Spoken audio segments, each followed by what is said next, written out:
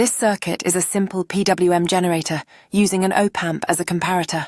PWM stands for pulse width modulation. In PWM, the signal is not changed in amplitude but in pulse width. You can see two input signals applied to the op-amp.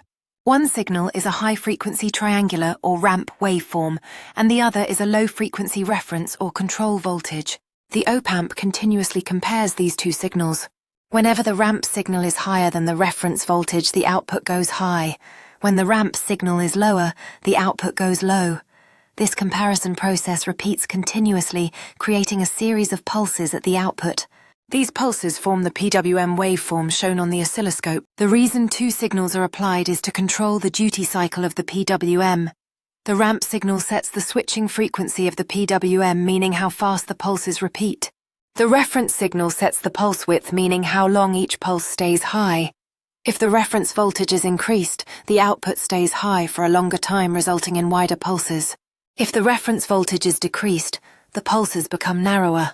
In this way, one signal decides the timing and the other signal decides the control level. This separation makes PWM very flexible and useful. The oscilloscope shows this clearly, where one trace represents the input waveform and the other shows the resulting digital-like PWM output. At the output of the op-amp, we get a clean PWM signal that switches between two voltage levels.